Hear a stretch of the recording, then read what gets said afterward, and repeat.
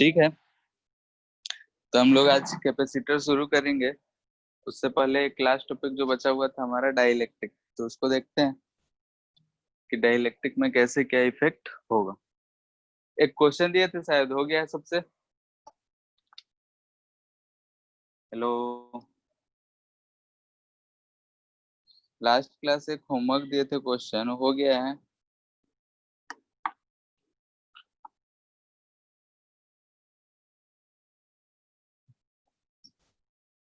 अंकित,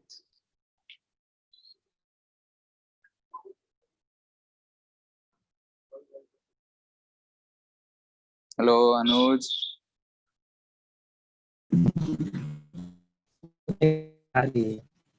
हाँ,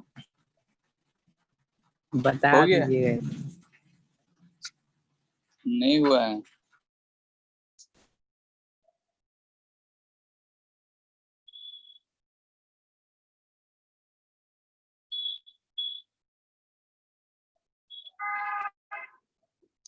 क्वेश्चन हमारा ऐसा ही कुछ था कि ये सरफेस ए बी सी और डी था। शायद बी पे हम पॉजिटिव क्यू चार्ज दिए थे और इस पे हम निगेटिव क्यू चार्ज दे रखे थे। ठीक है, और हमसे वी ए माइनस वी सी पूछा जा रहा था। ठीक है, और कहा गया था कब, जब हम इसको अर्थ कर दें। तो अर्थिंग के बाद क्या होगा कि इस पे हम मान लेते हैं कि चार्ज एक्स आ गया होगा। एक्स इस वजह से क्योंकि यहाँ का पोटेंशियल जीरो होना है। हाँ बोलो।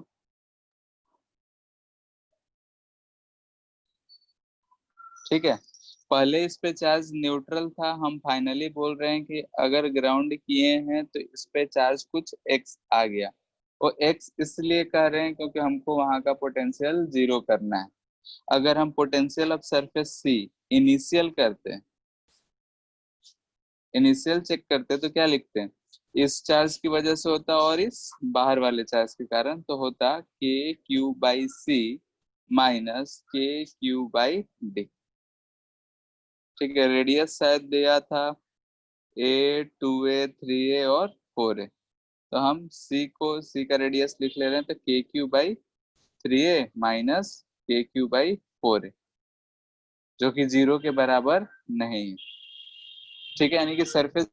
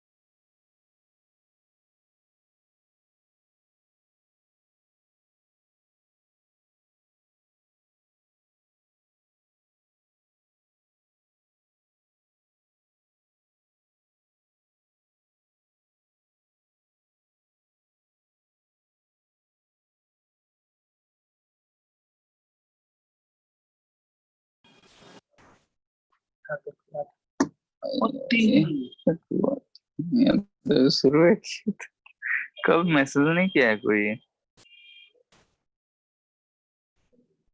बोल रहे हैं कि समझ में आया, कोई कुछ बोल नहीं रहा है, क्या है? शुरुआत हेलो। हाँ सर।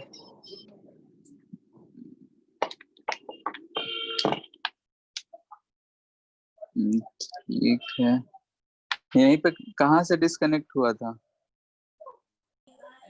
शुरू से। अच्छा, मतलब यहाँ तक हुआ था क्या? After grounding? यस सर, हो गया था। After grounding VC is equal to 0। हाँ, यहीं तक हुआ था ना?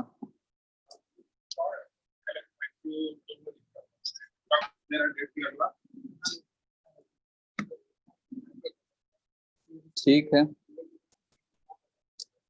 यहाँ पे जैसे कि अगर हम ग्राउंड कर दें, स्क्रीन शेयर नहीं है।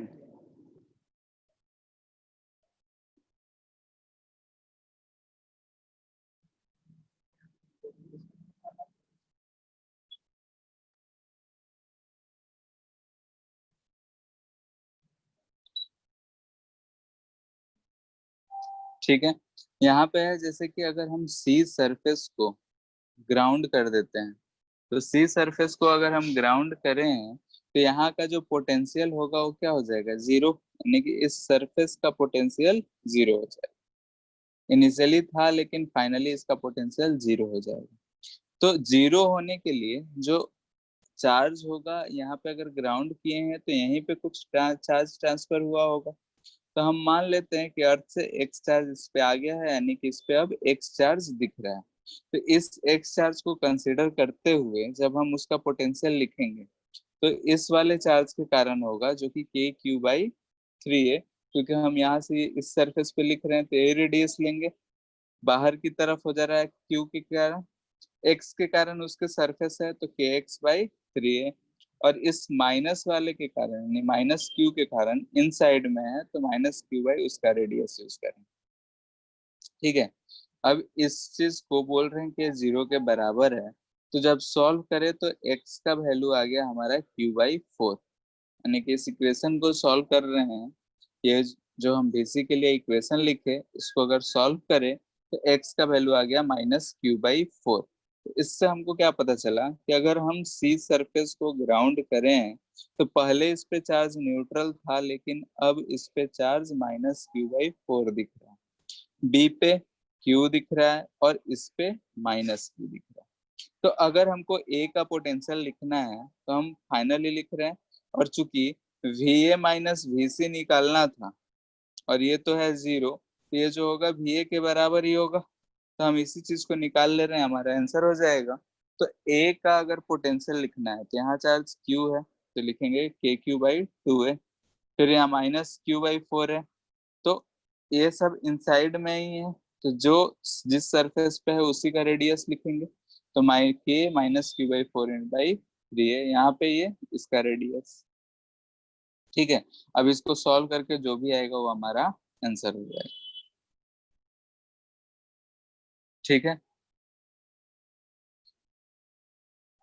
देख लो, किसी पॉइंट में दिक्कत है तो बोलो।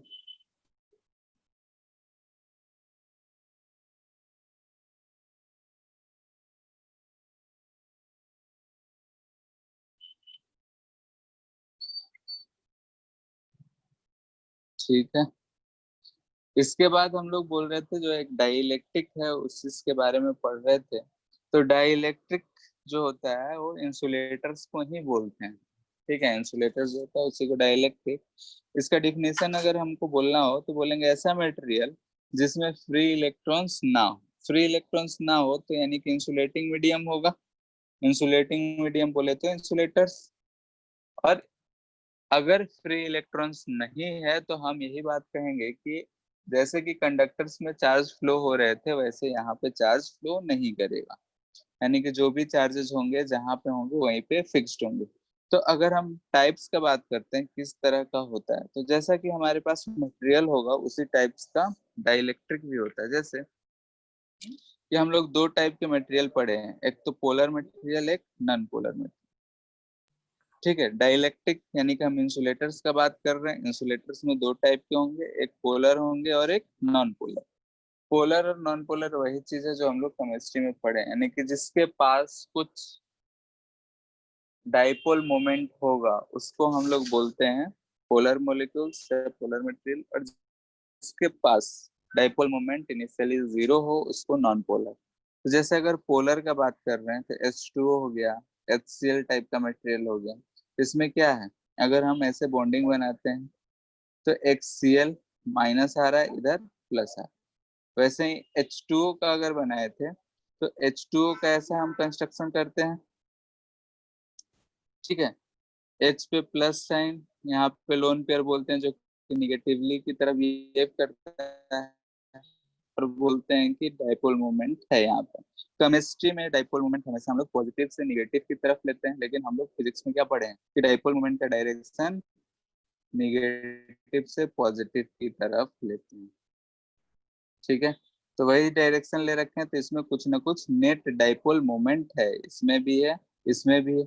लेकिन अगर वही हम यहाँ पे CO2 या H2 के बारे में देखें तो CO2 का स्ट्रक्चर ऐसा बनाते हैं H2 का स्ट्रक्चर ऐसा कुछ बनाते हैं और बोलते हैं कि इस पे कोई चार्जेस नहीं है, न्यूट्रल है, यानी कि इसमें कोई भी पोलैरिटी नहीं है, यानी डाइपोल मोमेंट क्या है, zero.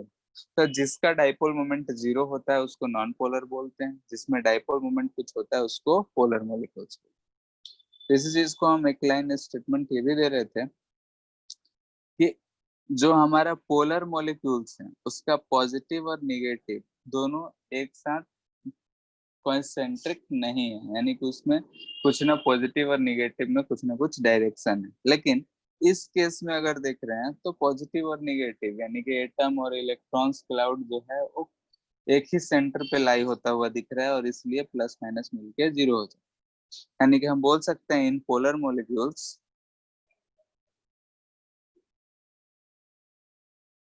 negative and positive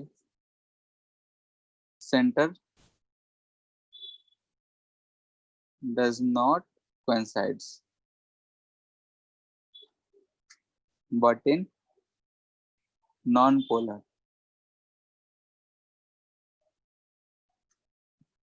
it coincides। इसका मतलब क्या हुआ कि अगर हमारे पास पोलर मॉलिक्यूल है तो इसमें जो है पॉजिटिव निगेटिव दोनों हमको कुछ ऐसा दिख रहा है, यानी कि एक तरफ निगेटिव दिख रहा है और एक तरफ पॉजिटिव दे रहा है, दिख रहा है दोनों का सेंटर जो है कॉन्सेंट्रिक नहीं है। लेकिन फॉर नॉन पोलर्स जो होगा, नॉन पोलर के लिए अगर बात करेंगे तो प्लस और माइनस जो होगा कंसेंट्रिक होगा, यानी कि हमको ओवरऑल जो डाइपोल मिलेगा वो जीरो मिलेगा, यानी कि इस तरीके से दिखाएंगे और इसमें इस तरीके से दिखाएंगे कि प्लस और माइनस जो होगा वो अलग अलग होगा, इसमें कोइंसाइड है, यानी कि ओवरऑल चार्ज क्या हो जाएगा, जीरो, यानी कि इसका डाइपोल मोमेंट जीरो। ठीक है, ऐसा हम लोग इस चीज को पढ़ क्यों रहे हैं? तो जैसे अगर हम लोग इन कंडक्टर्स देखे थे, कंडक्टर्स के केस में देखे थे कि अगर हम किसी एक्सटर्नल इलेक्ट्रिक फील्ड में, इलेक्ट्रिक फील्ड है यहाँ, अगर हम किसी कंडक्टर को रखते हैं तो जो इलेक्ट्रिक फील्ड इनसाइड में होता है वो जीरो हो जाता है। तो जीरो कैसे होता है? तो हम बोले कि यहाँ पे इलेक्ट्रिक फील्ड इस डायरेक्शन में है तो जो इलेक्ट्रॉन्स होंगे इस पे फोर्स इधर लगेगा और यहाँ पे माइनस चार्ज आके एक्यूमुलेट हो जाएगा और इधर की तरफ प्लस चार्ज आके एक्यूमुलेट हो जाएगा। ऐसा ही होगा।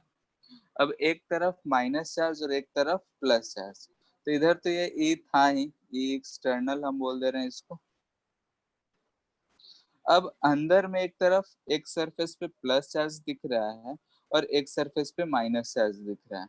तो अगर प्लस माइनस दिख रहा है तो इधर की तरफ एक इलेक्ट्रिक फील्ड इंड्यूस्ड हो गया है due to this induced charges. ठीक है, इस इंड्यूस्ड चार्जेस की वजह से बोलेंगे कि एक इलेक्ट्रिक फील्ड इधर की तरफ इंड्यूस्ड हो गया है और यहाँ पे ई नेट कुछ आ जाएगा। तो ई नेट जो आएगा ई एक्सटर्नल माइनस की इंड्यूस्ड आएगा। और हम चूंकि जानते हैं कि इसके अंदर का जो इलेक्ट्रिक फील्ड होता है जीरो होता है, यानी कि हम बोलेंगे कि अंदर में एक्सटर्नल जो होता है इंड्यूस अपने खुद को इतना कर लेता है कि दोनों आपस में बराबर हो जाए और नेट जो रहे वो जीरो रहे। तो हम कंडक्टर के केस में जानते हैं कि इलेक्ट्रिक फील्ड नेट जो इनसाइड का बात हो रहा है वो एक्सटर्नल माइनस इंड्यूस्ड हुआ जीरो हो, यानी कि इंडक्शन तब तक होते रहेगा, यानी कि चार्जेस जो हैं इस सरफेस पे तब तक एक्यूमुलेट होते रहते हैं जब तक कि वो बाहरी इलेक्ट्रिक फील्ड को न्यूट्रलाइज ना कर जाए। ठीक है, जैसे ऐसे कंडक्टर रखे हैं या चार्ज रखे हैं तो ऐसा इलेक्ट्रिक फील्ड हुआ, तो इस पे जो माइनस और प्लस चार्ज इंड्यूस्ड होंगे वो तब तक होंगे जब तक कि ई नेट अंदर में जीरो ना हो जाए। ठीक है, यानी कि ये इलेक्ट्रिक फील्ड था, ये इलेक्ट्रिक फील्ड दोनों आपस में कैंसिल करके जीरो कर दिया। इसीलिए हम लोग पढ़ते हैं कि अंदर में जो होगा इलेक्ट्रिक फील्ड वो जीरो। ठीक है, नेट हम ये चीज पढ़े हैं पहले भी, प्रूफ भी करे हैं कि अंदर में इलेक्ट्रिक फील्ड जीरो होगा। अब यहाँ पे देख रहे हैं कि जीरो कैसे हो रहा है, तो अंदर में जो चार्जेस इंड्यूस्ड हो रहे थे वही एक्सटर्नल के इफेक्ट को कैंसिल आउट कर दे रहे हैं, यानी एक्सटर्नल जो इलेक्ट्रिक फील्ड उसमें जा रहा था उसको ये इंड्यूस होके कैंसिल आउट कर दिया। ठीक है, तो हम बोले कि उसका ई नेट जीरो है। तो हमारा जो डाई इलेक्ट्रिक वाले में क्या इफेक्ट पड़ जाता है, तो उसी चीज को देखना है इन एक्सटर्नल इलेक्ट्रिक फील्ड। ठीक है, ये अभी टॉपिक थोड़ा सा हम लोग जो भी चीज पढ़ रहे हैं उसे थोड़ा सा हट के है, सब चीज का मिक्सचर है, आगे यूज होगा, इसलिए हम लोग पहले इसको निपटा रहे हैं। ठीक है, अगर हम एक्सटर्नल फील्ड में डाइलेक्ट्रिक्स का देखते हैं तो हम पहले केस लेते हैं पोलर का। ठीक है, पोलर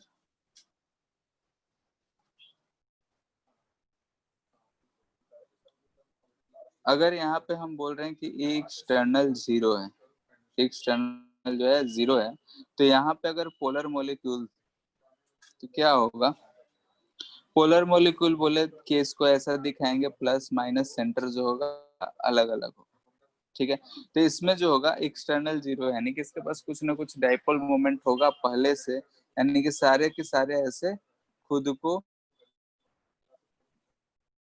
ठीक है, ऐसा अरेंज करके रखा होगा, प्लस माइनस जो जहां होगा वही होगा, कोई मूव नहीं कर रहा हो। ठीक है, यानी कि ऐसा होगा, और हम बोलेंगे इसका पी जो है अभी नॉन जीरो है। ठीक है, पोलर में जो डाइपोल मोमेंट होता है नॉन जीरो होता है, एक्सटर्नल फील्ड जीरो। लेकिन अगर हम एक्सटर्नल फील्ड को नॉन जीरो बोल दें, यानी कि इधर से अब मान लेते हैं इधर की तरफ इलेक्ट्रिक फील्ड है और यहाँ पे हमारा यही चीज रखा हुआ है, तो हम जानते हैं कि इंसुलेटर्स में ये जो पॉइंट्स होते हैं, यानी कि जहाँ पे बॉन्डिंग होता है, ये मूव नहीं कर सकते हैं, अपने जगह पे ही रहेंगे। लेकिन ये जो एक ऐसा हमारा डाइपोल था प्लस माइनस, ठीक है, अब इस इलेक्ट्रिक फील्ड की वजह से माइनस पे इधर की तरफ फोर्स लग रहा होगा, प्लस पे इधर की तरफ फोर्स लग रहा होगा, ये जो है मूव तो नहीं कर सकता है लेकिन अपने जगह पे रोटेट कर जाएगा, यानी कि टॉर्क लगेगा, और टॉर्क लगने की वजह से ये रोटेट करेगा, यानी कि can rotate due to torque. ठीक है, टॉर्क लगने की वजह से ये रोटेट करेगा। ऐसे ही हर जगह पे जहां जहां भी है वहां वहां पे सारा का सारा जो होगा रोटेट करेगा। हम दो तीन ही बना रहे हैं, माइनस पे इधर प्लस पे इधर फोर्सेस लग रहे हैं, क्योंकि हम जानते हैं इलेक्ट्रिक फील्ड के डायरेक्शन में फोर्स लगता है जब चार्ज पॉजिटिव हो, और उसके अपोजिट डायरेक्शन में लगेगा जब चार्ज निगेटिव। ठीक है, तो ये जब हम इसको रखें तो ये रिजल्ट हमको क्या मिलेगा, तो रिजल्ट हमको मिलेगा कि ये जो माइनस चार्ज था ये ओरिएंटेशन वैसा ही रहेगा, लेकिन माइनस चार्ज इधर की तरफ आ जाएगा, प्लस चार्ज इधर हो जाएगा।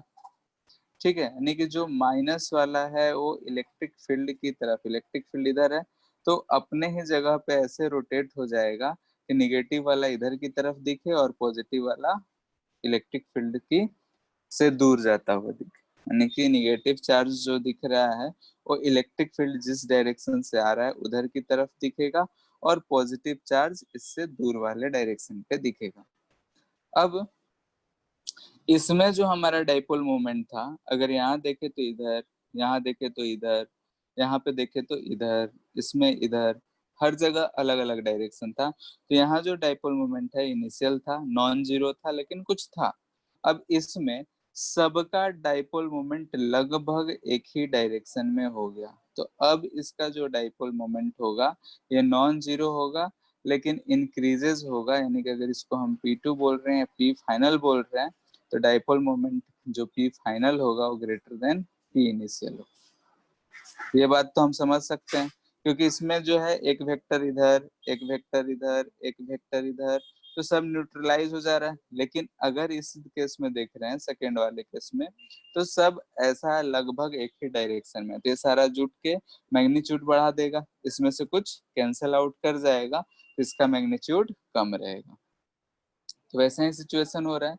तो हम यहाँ क्या देख रहे हैं कि यहाँ से हम बोल सकते हैं कि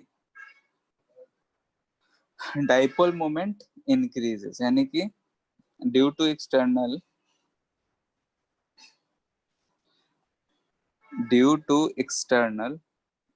या फिर पहले दूसरा भी डिस्कस कर लेते हैं, नॉन पोलर का, फिर लिखते हैं किस केस में क्या होता है।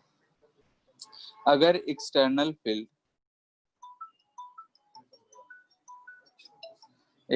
फील्ड नॉन जीरो है, ठीक है, इस केस में हम एक्सटर्नल फील्ड को जीरो मान रहे हैं,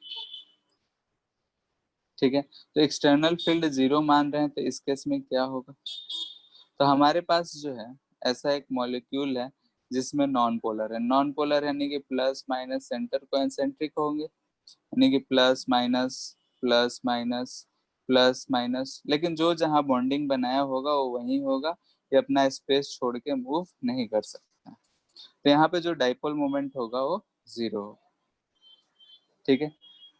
अगर हम इसको किसी एक्सटर्नल इलेक्ट्रिक फील्ड में पुट कर देते हैं तो फिर से क्या होगा,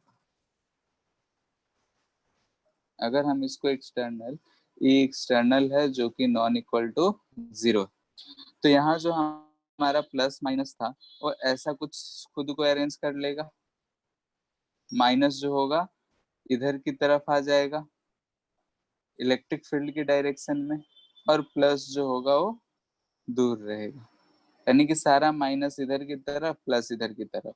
अब फिर से इसमें देख रहे हैं तो इधर की तरफ हमारा डाइपोल मोमेंट क्रिएट हो गया, यानी कि इसमें जो पी फाइनल हो रहा है ये नॉन इक्वल टू जीरो हो जा रहा है, यानी कि इसमें फिर से डाइपोल मोमेंट जनरेट हो जा रहा है। तो हम इसको बोल सकते हैं कि इन एक्सटर्नल इलेक्ट्रिक फील्ड में डाइलेक्ट्रिक जो होता है वो उसमें डाइपोल मोमेंट जनरेट हो जा रहा है, अगर पहले से है तो बढ़ जा रहा है और नहीं है तब भी कुछ हो जा रहा है, यानी कि dipole moment of dielectrics increases, or we say that dielectric gets polarized, ठीक है। उसमें नेट अगर डाइपोल मोमेंट आ जा रहा है तो हम लोग बोलेंगे कि जो डाइलेक्ट्रिक है वो पोलराइज्ड हो गया, ठीक है। और ये प्रोसेस जो हो रहा है इसको बोलते हैं पोलराइजेशन,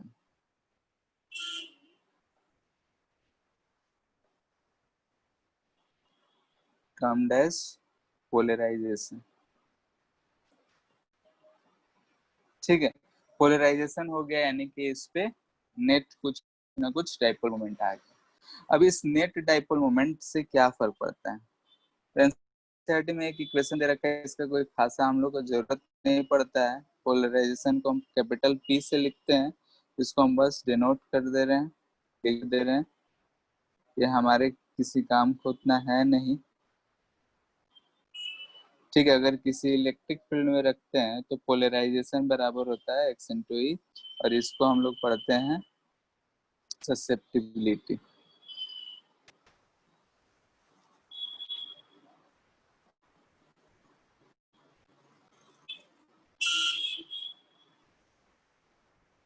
ठीक है। इससे जो क्वेश्चन आता है सिर्फ एक ही चीज आता है कि इसका यूनिट क्या हो, इसका डायमेंशन क्या होगा। तो ये पोलराइजेशन पोलरिटी डाइपोल मोमेंट का इसका होगा यूनिट, और इलेक्ट्रिक फील्ड का यूनिट हम जानते हैं तो इसका यूनिट पता कर सकते हैं। नाउ इफेक्ट क्या होगा, इफेक्ट ऑफ पोलराइजेशन, आखिर पोलराइज हो ही गया तो हमारे किस काम का। तो जैसे कि अगर हमारे पास ये एक डाइलेक्ट्रिक था, इधर की तरफ एक्सटर्नल इलेक्ट्रिक फील्ड था, ठीक है। अब अगर हम देखें तो यहाँ पे इसमें ऐसा minus plus minus plus minus plus ऐसे चार्जेस जो हैं इंड्यूस हो गए, ठीक है।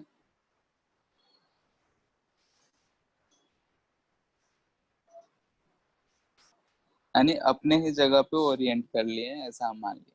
तो अगर इसमें ध्यान से देखें तो ये दोनों आपस में मिलके न्यूट्रलाइज हो जाएगा, ये दोनों न्यूट्रलाइज हो जाएगा, इधर ऐसा न्यूट्रलाइज हो जा रहा है, ये भी ये भी ये भी ये भी। फाइनली जो हमको मिल रहा है कि यहाँ पे माइनस चार्ज मिल रहा है और इस पे plus charge, same to same वैसा ही जैसा कि हमको, यानी कि रिजल्ट में क्या मिल रहा है हमको कि अगर इधर से इलेक्ट्रिक फील्ड है तो हमारा जो फाइनली हमको इस तरीके से ये दिख रहा है, जैसा कि हमारा कंडक्टर के केस में दिख रहा था, और इसको हम बोलेंगे कि इंड्यूस्ड चार्ज है। ठीक है, यानी कि अगर हम डाइलेक्ट्रिक को एक्सटर्नल इलेक्ट्रिक फील्ड में रख रहे हैं तो इसमें भी चार्जेस जो हैं सरफेस पे कुछ ना कुछ हमको मिल रहा है। और वो क्यों मिल रहा है? तो ड्यू टू पोलराइजेशन, यानी कि जो मटेरियल है वो पोलराइज हो जा रहा है, इसकी वजह से हमको मिल पा रहा है। तो अगर हम इस चीज को बोल रहे हैं कि प्लस है, ये माइनस है, तो इसका हम चार्ज डेंसिटी सिग्मा इंड्यूस्ड आई लिख रहे हैं, तो इधर माइनस है तो इधर उतना ही होगा प्लस। इधर की तरफ इलेक्ट्रिक फील्ड इंड्यूस्ड होगा, ये एक्सटर्नल है, इस पॉइंट पे कुछ ई नेट होगा। तो यहाँ भी अगर हम ई नेट लिखते हैं तो वो आ जाएगा हमारा ई एक्सटर्नल माइनस ई इंड्यूस्ड। ठीक है, लेकिन जैसा कि हम कंडक्टर में पढ़े थे कि इंटरनल में अगर हम कंडक्टर के इनसाइड में इलेक्ट्रिक फील्ड जीरो होता है, लेकिन नॉन कंडक्टिंग मटेरियल्स के इनसाइड में ये जीरो नहीं होता है। ठीक है, ये बात को ध्यान रखना है। जैसे कि अगर हम लोग ऐसा स्फीयर लेते थे जो नॉन कंडक्टिंग होता था, चार्ज पूरे सरफेस पे डिस्ट्रीब्यूट ना होकर सिर्फ पूरे वॉल्यूम में डिस्ट्रीब्यूट रहता था, तो अंदर में भी इलेक्ट्रिक फील्ड रहता था। और कंडक्टिंग बोलते थे तो बोलते थे चार्ज सिर्फ सरफेस पे है, और उस केस में अंदर में इलेक्ट्रिक फील्ड जीरो हुआ करता था। यानी कि इस केस में ये एक्सटर्नल और इंड्यूस्ड दोनों आपस में इक्वल एंड अपोजिट नहीं है। तो यहाँ पे ये नॉन जीरो होगा और ये इनेट होगा। अब चूंकि हम जानते हैं कि अगर एक सरफेस है, इस पे चार्ज डेंसिटी अगर सिग्मा है, तो यहाँ पे इलेक्ट्रिक फील्ड जो होगा वो होगा सिग्मा बाई 2 एप्सिलॉन नॉट। ठीक है, ये चीज हम जानते हैं। ठीक है, किसी भी सीट के लिए यही होता है। तो यहाँ भी अगर हम देखें ध्यान से, ये पहला, सेकेंड, कि electric field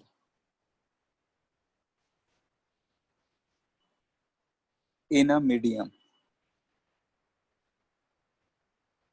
decreases by k times. ये चीज हम लोग पढ़े हैं, और के हम यहाँ पे क्या बोल रहे हैं? तो डाई इलेक्ट्रिक कांस्टेंट। जैसे हम लोग पढ़े थे कि दो चार्ज है, दो चार्ज एयर में है तो फोर्स एफ लग रहा है, अगर उसको उठा के किसी मीडियम में रख देते हैं तो फोर्स के टाइम्स घट जाता है। तो वही डाइलेक्ट्रिक कांस्टेंट है, या फिर इसी का नाम है रिलेटिव परमिटिविटी, या फिर इसको रिलेटिव परमिटिव बोलते हैं, ई आर से रिप्रेजेंट करते हैं। ठीक है, यानी कि जो ई होगा, जो भी ई नेट होगा वो क्या होगा, जो हमारा एक्सटर्नल होगा उससे के टाइम्स घट गया होगा। तो अगर हम इस इक्वेशन को 1 बोलें, इसको 2 बोलें, तो हम इन तीनों को यूज करेंगे। तो from 1 and 2 E net is equal to E external minus E induced. यहाँ पे हम ई इंड्यूस्ड पता करना चाहते हैं कि वो एक्सटर्नल के टर्म में कितना इंड्यूस्ड हुआ होगा। ठीक है, तो यहाँ से हमको क्या मिल गया, E induced is equal to E external. इसको इधर ले आए हैं तो 1 माइनस 1 बाई के टाइम्स। ठीक है, तो अगर एक्सटर्नल फील्ड में हम रखेंगे तो के है यहाँ पे डाइलेक्ट्रिक कांस्टेंट। ठीक है, या डाइलेक्ट्रिक कांस्टेंट है, या फिर इसको बोलते हैं relative permittivity E R. E R को याद हो तो एप्सिलॉन बाई एप्सिलॉन नॉट लिखा करते थे। ठीक है, वही चीज है। तो यहाँ पे हम के यूज कर रहे हैं, बुक्स में के ही यूज रहता है तो हम भी के ही यूज कर रहे हैं। अब ये जो है अगर हमसे पूछे कितना चार्ज डेंसिटी होगा तो हम इसको लिख सकते हैं कि ये सिग्मा के टर्म में, यहाँ पे अगर ये चीज है तो इसके टर्म में अगर हम लिखना चाहेंगे तो लिख लेंगे ये होगा sigma induced by epsilon not. ठीक है, एक सरफेस के लिए लिख रहे हैं तो कंडक्टर के जस्ट बगल में अगर लिखते थे तो यही हमारा फॉर्मूला आता था, तो यहाँ पे हम वही चीज यूज कर रहे हैं, तो यह आ जाएगा ए एक्सटर्नल 1 - 1/k।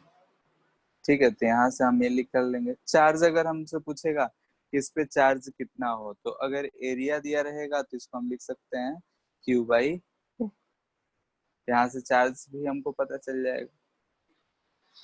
तो ये चीज है थोड़ा बहुत डाइलेक्ट्रिक का फंडा, यानी कि डाइलेक्ट्रिक जो होता है, एक बार समरी हम बोल रहे हैं, डाइलेक्ट्रिक जो होता है इसमें यानी कि इंसुलेटिंग की तरह ही हम इसको ट्रीट कर रहे हैं, यानी कि इसमें कोई फ्री इलेक्ट्रॉन्स नहीं होंगे, यानी कि मूवमेंट ऑफ चार्जेस जो होता है, मूवमेंट ऑफ चार्ज कैरियर्स जो बोलते हैं, वो सब चीज इसमें नहीं होगी। तो फिर इसमें खास बात क्या है? खास बात ये है कि इसमें जो मटेरियल है वो दो तरह का हो सकता है, पोलर और non non polar. Polar material है तो उसका डाइपोल मोमेंट पहले से नॉन जीरो है, लेकिन नॉन पोलर है तो उसका डाइपोल मोमेंट जीरो है। लेकिन अगर इन दोनों को अगर हम एक्सटर्नल इलेक्ट्रिक फील्ड में पुट करते हैं तो इसका पोलरिटी यानी डाइपोल मोमेंट जो होता है वो बढ़ जा रहा है, और उस बढ़ने की वजह से हमको दिख रहा है कि इसके सरफेसेस पे निगेटिव और पॉजिटिव चार्जेस हमको मिल जा रहे हैं। अंदर वाला तो सब एक दूसरे को न्यूट्रलाइज कर लिया, ये प्लस ये माइनस, ये प्लस माइनस, लेकिन फाइनली सरफेस पे हमको प्लस माइनस दिख रहा है। ठीक है, क्योंकि दो मॉलिक्यूल है, ये दोनों अगर आपस में कोइंसाइड करेगा, मिलेगा, तो दोनों आपस में बॉन्डिंग बना के न्यूट्रलाइज हो जाएगा। ठीक है, तो हम ज्यादा उतना बॉन्डिंग पे नहीं जा रहे हैं, सिंपली ये समझ रहे हैं कि एक प्लस है एक माइनस है, तो दोनों मिलकर न्यूट्रल हो गया। इस सरफेस पे फाइनली हमको माइनस चार्ज मिला और इधर प्लस चार्ज मिला, और यही जो है हमारे काम आ जाता है। ठीक है, आगे चल के हम लोग इसको अपने फायदे के लिए यूज कर लेंगे। ठीक है, तो ये कितना चार्ज इंड्यूस होगा, तो ऐसा नहीं है कि ये पूरा इंड्यूस्ड हो जाए। ठीक है, इसका एक अपना लिमिट होता है, जो जितना ज्यादा उसमें पोलरिटी होगा उतना ही ज्यादा ये चार्ज इंड्यूस्ड भी होगा, जितना कम होगा उतना कम इंड्यूस। तो यहाँ के जो है डाइलेक्ट्रिक कांस्टेंट बोल रहे हैं। हम जानते हैं के जो होता है 1 से लेकर इंफिनिटी तक होता है, यही बोलते हैं कि 1 से लेकर इंफिनिटी तक वेरी करता है। के का वैल्यू 1 बोलते हैं वैक्यूम के लिए, और के इजकल टू इनफाइनाइट होता है कंडक्टर्स के लिए। तो सोचो के का वैल्यू अगर इनफाइनाइट बोल रहे हैं कंडक्टर्स के लिए, तो यहाँ इन्फिनिटी रखेंगे तो यहाँ से ई इंड्यूस ई एक्सटर्नल के बराबर आ जा रहा है।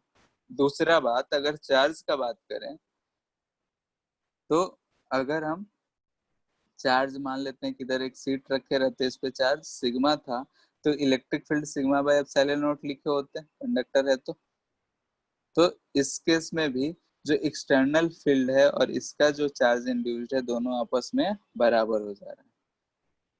तो हम ये बोल रहे हैं कि के जो होता है कंडक्टर्स के लिए इनफाइनाइट होता है, वैक्यूम के लिए 1, और बाकी किसी मटेरियल के 1 से इंफिनिटी के बीच में होता है। तो कोई भी डाइलेक्ट्रिक है, मान लेते हैं वाटर है, तो वाटर के लिए क्या आता है 81, तो यहाँ के की जगह 81 पुट करेंगे तो कितना इंड्यूस्ड इलेक्ट्रिक फील्ड होगा वो पता चल जाएगा, यानी अंदर में कितना न्यूट्रलाइज हुआ होगा वो पता चल जाएगा। ठीक है, यानी कि अंदर का जो इलेक्ट्रिक फील्ड होगा वो 81 टाइम्स घट गया होगा। ठीक है, इतना बात समझ आया?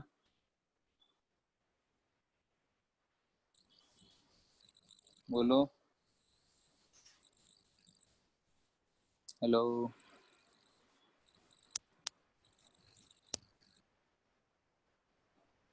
इतना बात समझ आया कि कहीं दिक्कत है?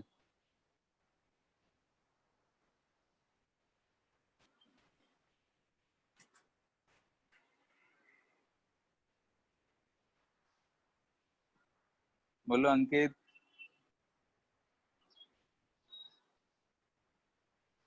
अनुज। समझ आ गया सर। हाँ सर आए। ठीक है, इसके बाद है डाइलेक्ट्रिक कांस्टेंट, जो हम लोग अभी पढ़े के वो डाइलेक्ट्रिक स्ट्रेंथ के टर्म में कैसे क्या हम लोग डिसाइड करते हैं। तो पहले देखते हैं डाइलेक्ट्रिक स्ट्रेंथ। अभी जो भी चीज पढ़ रहे हैं वो टॉपिक वाइज जल्दी नहीं मिलेगा, ये सारा चीज आगे कैपेसिटर में यूज हो रहा है, इसलिए हम लोग इसको पहले ही निपटा ले रहे हैं। ठीक है, इलेक्ट्रिक स्ट्रेंथ ये क्या है? जैसे अगर हम एक सिर्फ एक कुंड का बात कर रहे हैं, यहाँ माइनस है इधर प्लस है, इसको हम किसी एक्सटर्नल फील्ड में रख दिए,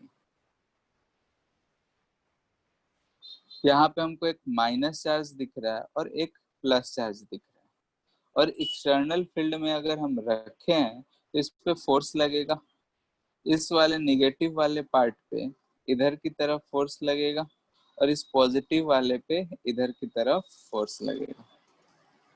ठीक है, अब अगर हम ये चीज देख रहे हैं तो एक मॉलिक्यूल का बात कर रहे हैं, जैसे H+Cl-, तो हम बोलते हैं कि यहाँ पे कुछ न कुछ बॉन्डिंग होता है ऐसा, और बोलते हैं कि ये बॉन्डिंग फोर्स कुछ होता है, बॉन्डिंग एनर्जी के टर्म में बात कर लेते हैं, किसी न किसी एनर्जी से ये बॉन्डेड होता है। ठीक है, यानी कि बॉन्डिंग है, यानी कि इसमें कुछ ना कुछ फोर्स है। ठीक है, अब जैसे जैसे अगर हम यहाँ पे बोलें कि इफ इलेक्ट्रिक फील्ड इंक्रीजेस, तो हम बोलेंगे कि ये फोर्स जो होगा वो भी इंक्रीज करेगा। ठीक है, फोर्स भी जो होगा वो क्या होगा, इंक्रीज होगा। अगर अब फोर्स इंक्रीज होगा तो जैसा कि हम जान रहे हैं कि इन दोनों में एक बॉन्डिंग फोर्स है, बॉन्डिंग फोर्स है जिसको हम एफ बी लिख देते हैं।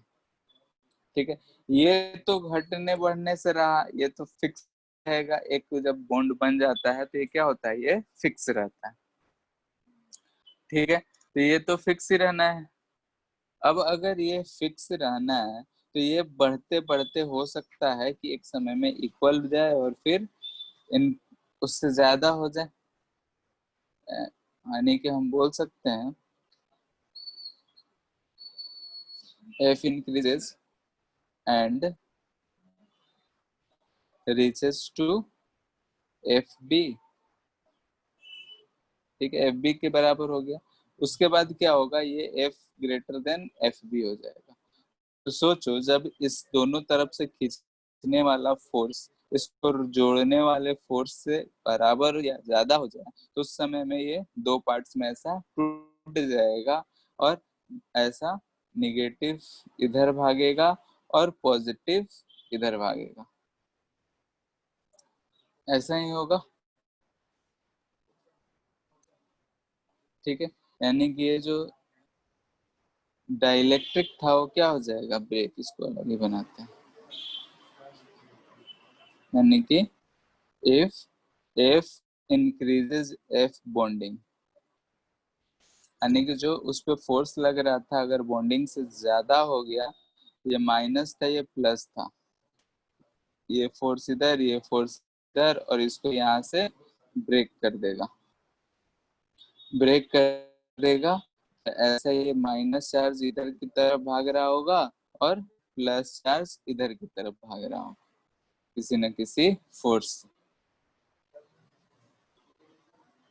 ऐसा ही होगा। और तब हमको क्या दिख रहा है, यानी कि इफ molecules break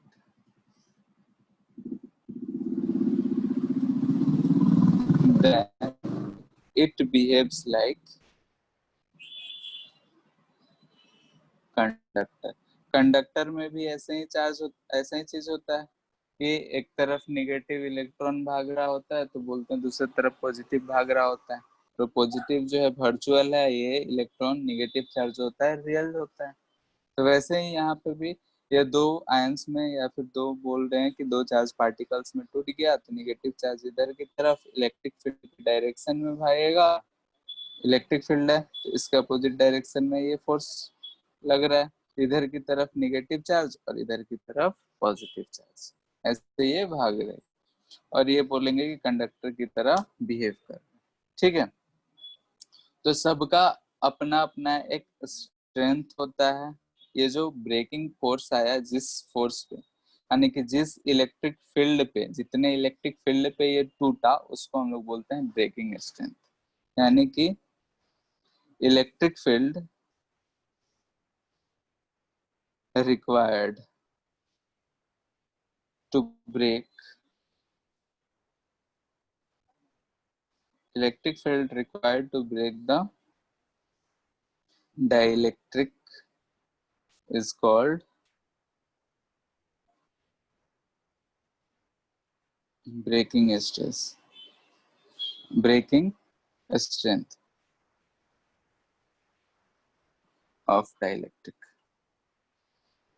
ठीक है, इसका ब्रेकिंग स्ट्रेंथ बोलते हैं कि उतना इलेक्ट्रिक फील्ड को ये झेल सकता था, उससे ज्यादा को ये झेल नहीं सकता है।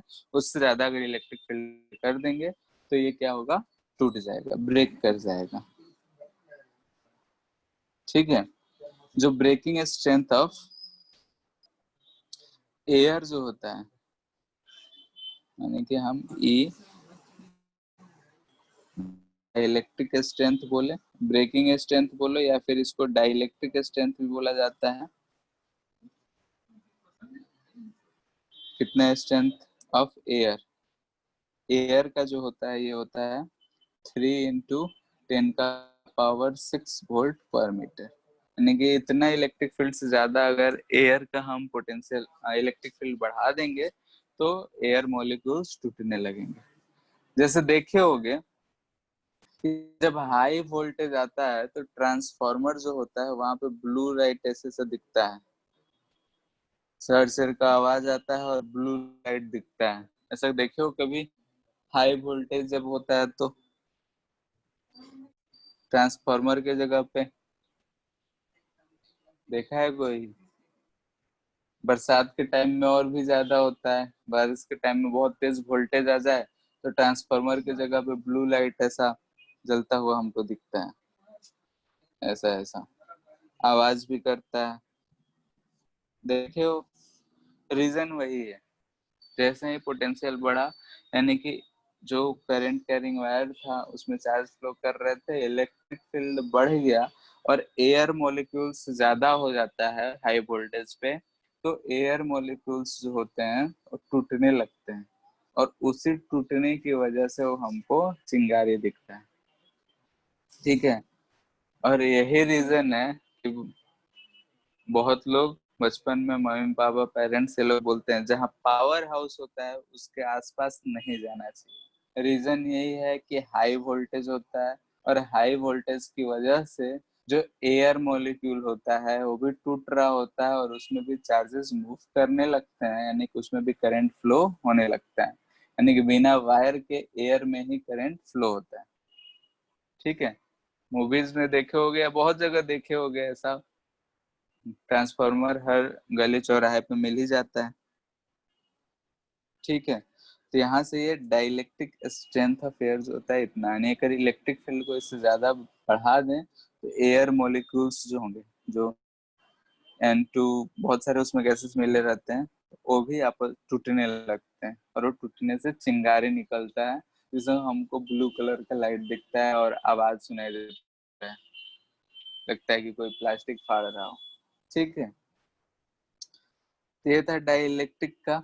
और अगर हम देखें कि जैसे ही इलेक्ट्रिक फील्ड बढ़ा रहे हैं उसका पोलैरिटी बढ़ जा रहा है, पोलैरिटी बढ़ने की वजह से जो है इसमें इलेक्ट्रिक फील्ड इंड्यूस हो रहा है।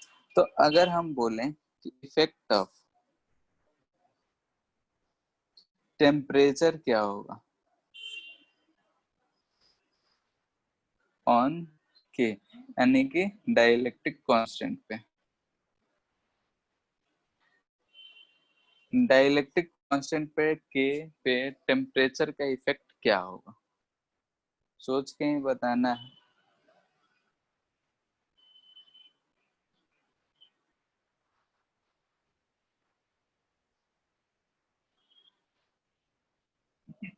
बोलो कोई।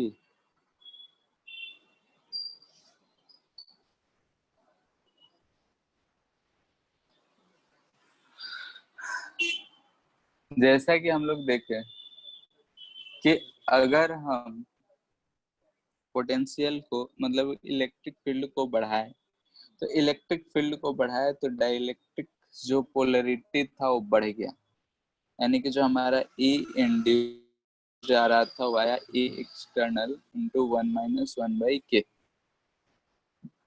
हमको इस के का चर्चा करना है कि ये टेम्परेचर पे कैसे डिपेंड करता है।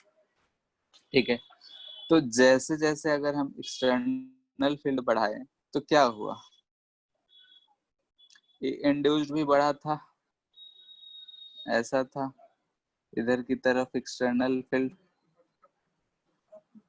इधर माइनस चार्ज इंड्यूस हुआ, इधर प्लस चार्ज, और बोले ये ई इंड्यूस्ड, ये चीज भी बढ़ा। ये चीज बढ़ने का मतलब क्या हुआ, ये तो इसके बराबर है, यानी कि के का इनवर्सली प्रोपोर्शनल है। ई इंड्यूस जो है वो इनवर्सली प्रोपोर्शनल टू के है।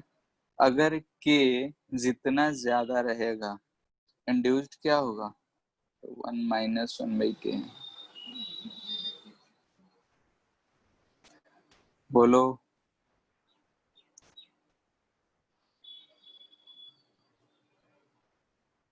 हम एक्सटर्नल फील्ड को कांस्टेंट रख के के को बढ़ाते जाएं तो ये वाला क्वांटिटी घट जाएगा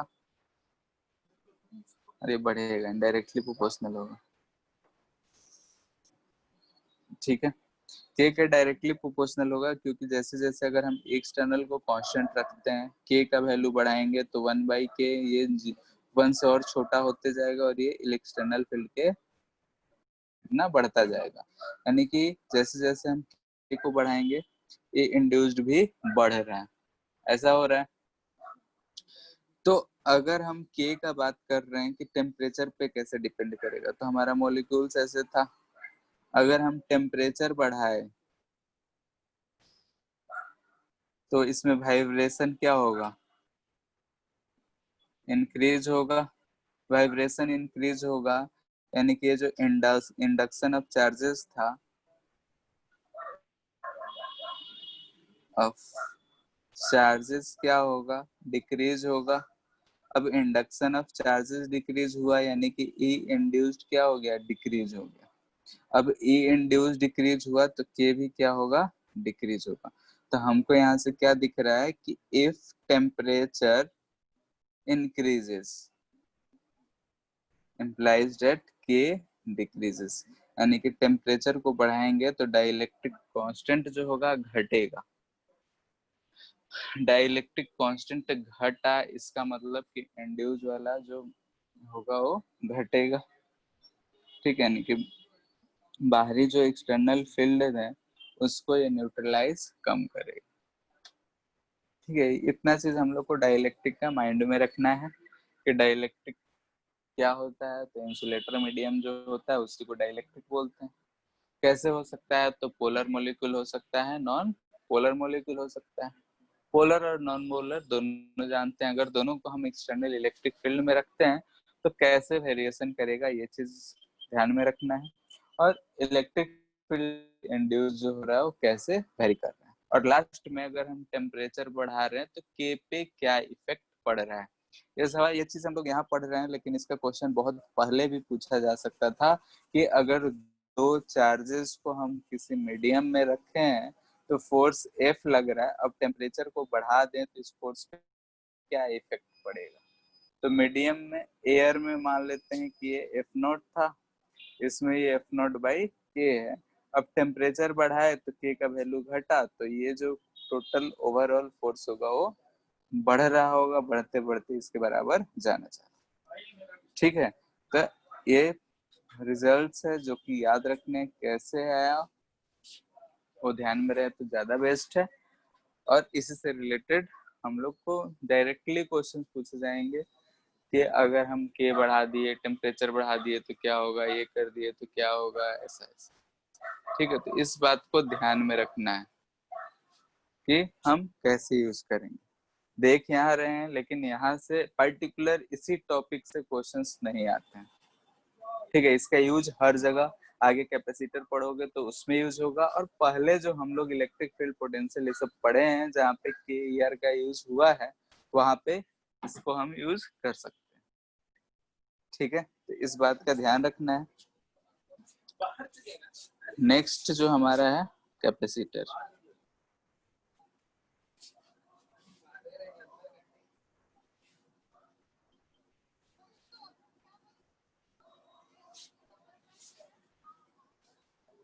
ठीक है, नेक्स्ट है हमारा कैपेसिटर। अब कैपेसिटर क्या होता है, कैपेसिटेंस लिखते हैं पहले, कैपेसिटर बाद में।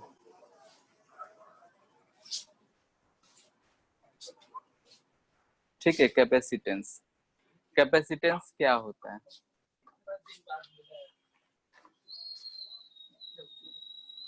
बोलो कोई।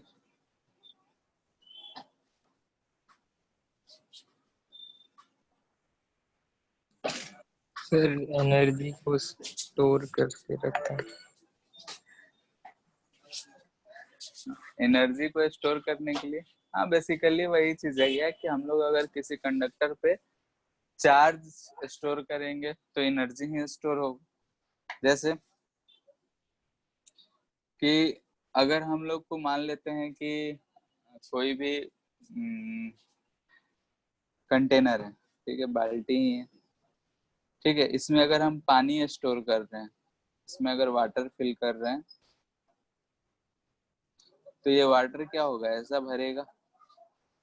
वाटर का लेवल जितना पानी भरेंगे उतना ही इसका लेवल बढ़ता जाएगा।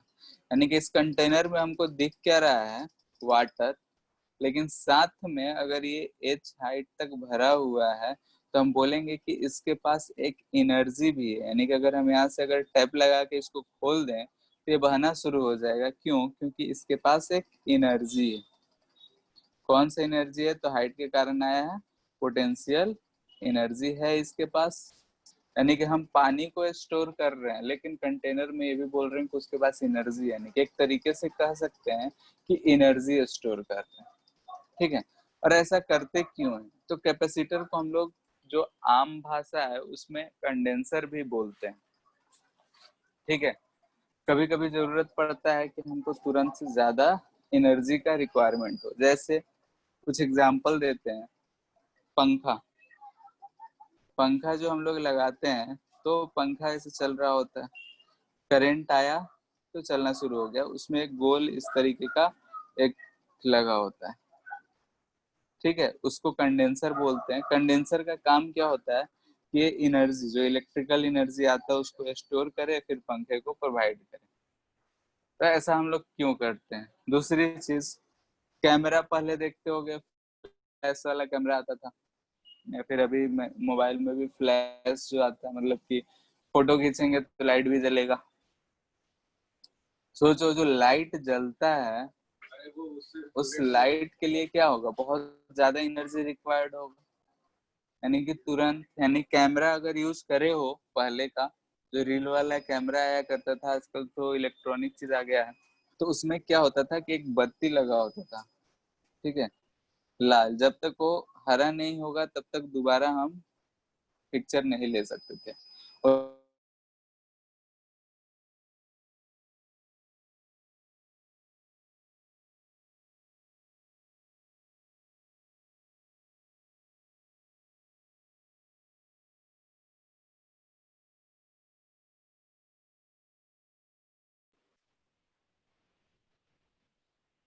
कंडक्टर में आवाज हम लोग चार्ज स्टोर करेंगे और बोलेंगे कि उसके पास एक इलेक्ट्रिकल एनर्जी स्टोर्ड है, तो उसको हम लोग बोलेंगे कैपेसिटेंस।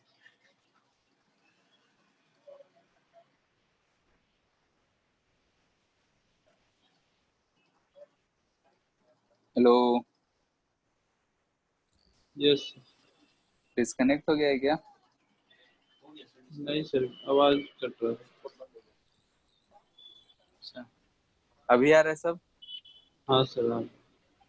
ठीक है, तो आज कैपेसिटेंस के बारे में ज्यादा कुछ अभी नहीं बता रहे हैं, सिर्फ थोड़ा बहुत बता देते हैं कि जैसा कि अगर हम बाल्टी में पानी रखें और बोले कि उसमें कुछ एनर्जी स्टोर करें, ठीक है, अब जैसे कि एक छोटा सा एग्जांपल है कि हम लोग को अगर घर में आग लगेगा तो क्या करेंगे, जितना ज्यादा पानी स्टोर होगा उसको लाके गिराएंगे, थोड़ा थोड़ा बाल्टी भर भर के तो नहीं ले जाएंगे, यानी कि एक जगह पे हम पानी स्टोर करके रख ले पड़े। ठीक है, हम लोग नहीं करते हैं तो फायर ब्रिगेड वाले ये सब चीज करते हैं कि जब जरूरत पड़े तो एबेंडेंट अमाउंट में पानी हो ताकि हम उसको यूज कर सके। ऐसा नहीं कि नल चालू करे बाल्टी भरेगा फिर ले जाके देंगे। तो वैसे ही हमको कभी कभी इलेक्ट्रिकल एनर्जी जो होता है उसको भी बहुत ज्यादा रिक्वायर्ड होता है। जैसे कि कैमरा वाला एग्जांपल था, कैमरा में जब हम फ्लैश खींचते हैं तो उसमें लाइट देने के लिए बहुत ज्यादा एनर्जी का रिक्वायरमेंट होता है, जो कि वो जो हम लोग सेल बैटरी यूज करते हैं छोटा सा, उससे वो उतना एनर्जी नहीं प्रोवाइड हो सकता है। तो क्या करते हैं कि हम लोग कंडेंसर लगाते हैं, कैपेसिटर को ही कंडेंसर बोलते हैं, और वो कंडेंसर का काम है कि एनर्जी स्टोर करे और जब रिक्वायर्ड होगा तो दे दे। जैसे कि बैंक वर्क करता है, बैंक क्या करता है, पैसे इकट्ठा कर करके रखता है, किसी को काम पड़ा तो उसको लोन के तौर पे देता है, बदले में कुछ लेता है, टैक्स लेता है। तो वैसे ही यहाँ पे कंडेंसर भी चार्ज स्टोर करेगा, चार्ज के तौर पे एनर्जी स्टोर करेगा।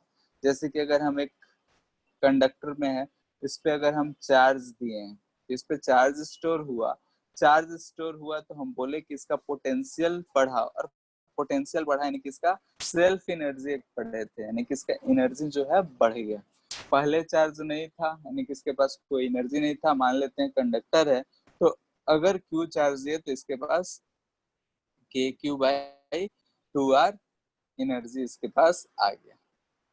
ठीक है, यानी कि इतना एनर्जी ये स्टोर करके रखा हुआ, कभी जरूरत पड़ा तो हम इससे ले लेंगे। तो कैपेसिटेंस बेसिकली हमारा यही चीज होगा कि कोई भी अगर कंडक्टर है तो हम कंडक्टर पे कैसे एनर्जी स्टोर करेंगे और वो एनर्जी स्टोर करके कैसे हम यूटिलाइज कर सकते हैं। तो बेसिकली हमारे इस चैप्टर में इन्हीं सब चीज पर चर्चा होगा कि कैपेसिटेंस किसे कहेंगे, यानी कैपेसिटर अगर है, कैपेसिटेंस अगर है तो वो कितना एनर्जी स्टोर कर सकता है और एनर्जी किस फॉर्म में स्टोर करेगा। जैसे कि यहाँ पे हम कहेंगे कि कंडक्टर है तो उस पर चार्ज दे रहे हैं और वो चार्ज के फॉर्म में एनर्जी स्टोर करेगा। यहाँ जो हमारा बाल्टी था वो पानी उसमें रख रहे थे तो पानी में एनर्जी स्टोर हो रहा था, यानी पानी का लेवल बढ़ रहा था और बढ़ रहा था, उसका पोटेंशियल एनर्जी बढ़ रहा है। वैसे ही कंडक्टर पे चार्ज देंगे और बोलेंगे इसका इलेक्ट्रिकल एनर्जी बढ़ रहा है, यानी कि इसमें इलेक्ट्रिकल एनर्जी हम स्टोर करके रख लिए। अब वो इलेक्ट्रिकल एनर्जी को जैसे जरूरत पड़ेगा तो हम लोग यूज करेंगे। तो पहले हम लोग सीखेंगे इसमें कि किसी भी कंडक्टर पे चार्ज कैसे देंगे, चार्ज देंगे तो कितना चार्ज दे सकते हैं, उस चार्ज से कितना एनर्जी आएगा। ठीक है, तो एनर्जी को किसी सर्किट में कैसे यूज करेंगे, तो पैरेलल सर्किट, सीरीज सर्किट, ये सारे चीजें हम लोग को इसमें पढ़ना है। ठीक है, फिर टाइप्स ऑफ कैपेसिटर्स देखेंगे। टाइप्स ऑफ कैपेसिटर में parallel plate capacitor, spherical capacitor और सिलेंड्रिकल कैपेसिटर, तीन तरह का कैपेसिटर का चर्चा करेंगे। ठीक है, तो बेसिकली हम लोग को इस कैपेसिटेंस में यही पढ़ना है कि अगर हम किसी भी कंडक्टर पे चार्ज दे रहे हैं तो चार्ज कैसे दे सकते हैं, उस चार्ज की वजह से उस पर कितना एनर्जी स्टोर हो रहा है, उस एनर्जी को स्टोर और कर सकते हैं या फिर उतना ही हो सकता है, इस चीज के बारे में चर्चा करेंगे। ठीक है, आज इतना ही रहने देते हैं, कैपेसिटेंस को फिर से नेक्स्ट क्लास में शुरू करेंगे। ठीक है, आज बस क्या होता है वही चर्चा की। ठीक है, ठीक है, फिर एंड करते हैं।